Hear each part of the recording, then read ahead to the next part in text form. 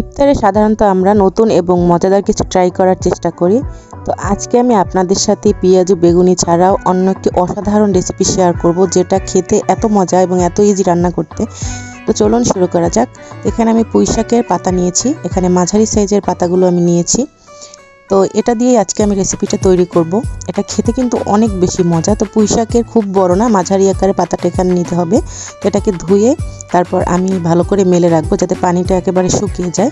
পানি শুকানোটা অনেক ইম্পর্টেন্ট, কারণ পানিটা না শুকালে বেসনটা এর সাথে ভালো করে অ্যাড হবে না। তো সেজন্য আমি পানিটা ভালো করে শুকিয়ে রাখার জন্য একটা ঝাঁপিতে এরকম রেখে দিলাম। তো এবার আমি বেসনটাকে গলে নেব। এখানে বেসনের ভিতর আমি হালকা একটু হলুদের গুঁড়া, মরিচের গুঁড়া, লবণ এবং একটু ম্যাগি মশলা দিয়েছি। দিয়ে এখন ভালো করে অল্প অল্প পানি দিয়ে এটাকে আমি মিক্স করে নেব।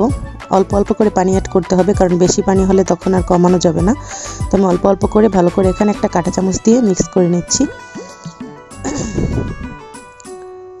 তো এখানে মিক্স করে আমি দেখাচ্ছি থিকনেসটা কেমন হবে।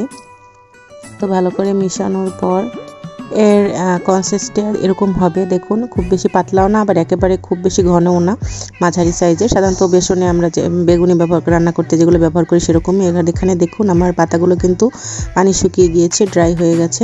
তো মোটামুটি অল্প অল্প যেটা পানি আছে সেটা সমস্যা নেই, এটা মোটামুটি আমার রান্না করার জন্য পারফেক্ট। তো এখন আমি এটাকে এরকমভাবে ডিপ করে নেব বেসনের ভিতর, পুরোটা যাতে এটা ডিপ হয়ে যায়, দেখা না যায়। তারপর গরম তেলের ভিতর এভাবে একটা একটা করে ছেড়ে দেব। তো দেখুন বেসনটা পাতাটা দেওয়ার সাথে সাথে কিন্তু এটা একেবারে ফুলে উঠছে। এই যে আস্তে আস্তে ফুলে উঠছে। এটা কিন্তু রান্না করা অনেক বেশি ইজি, বেগুনির মতোই, কিন্তু এটা খেতে কিন্তু অন্যরকম স্বাদের, অনেক ক্রিস্পি হয়। তো দেখুন এক সাইড কিন্তু ফুলে গিয়েছে, তখন আমি উল্টে দিলাম, অপর সাইডও ফুলে গিয়েছে। এখন আমি এটাকে তুলে নেব। হালকা লাল লাল যখন হয়ে গিয়েছে, যে দেখুন এখন আমি এটাকে তুলে নিচ্ছি। আর এটা কি দেখতে কিন্তু একেবারে পাতার শেপই হয়েছে, একেবারে পাতার মতো দেখতেও অনেক সুন্দর লাগে এবং খেতেও কিন্তু অনেক বেশি মজা হয়। তো আমি আরও কয়েকটা ভেজে আপনাদেরকে তাড়াতাড়ি করে দেখিয়ে দিচ্ছি। তো এভাবে ডিপ করে ভালো করে তারপর তেলের ভেতর ছেড়ে দিলেই কিছুক্ষণ পর উল্টে দিলেই এটাকে হয়ে যায়। এটা অনেক বেশি কিন্তু ক্রাঞ্চি হয়।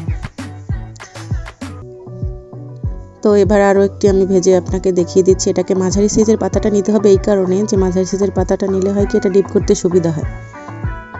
তো এখন আমি এটাকেও তুলে নিলাম। এরকম হালকা লাল লাল করে ভেজলেই এটাকে ভালো লাগে, এর বেশি লাল আর কি কম করলে তখন সেটা অতটা মজাদার হয় না। তো এই যে দেখুন এটাও আমি ভেজে নিলাম।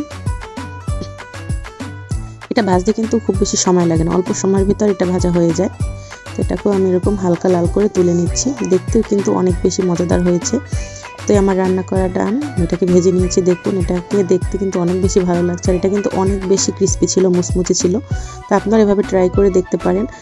এটা একটি ডিফারেন্ট একটি ইফতার হয়ে যাবে এবং পরিবারের সবাই খুব খুশি হবে। এটা কিন্তু খেতে অনেক বেশি মজা। তো আজকের মতো এ পর্যন্তই। দয়া করে আমার চ্যানেলটি সাবস্ক্রাইব করে লাইক করে আমার পাশে থাকুন। এভাবে নতুন নতুন ব্লগ আরও আপনাদের যাতে উপহার দিতে পারি সেজন্য আমাকে দয়া করে উৎসাহিত করবেন। তো আজকের মতো আল্লাহ হাফেজ।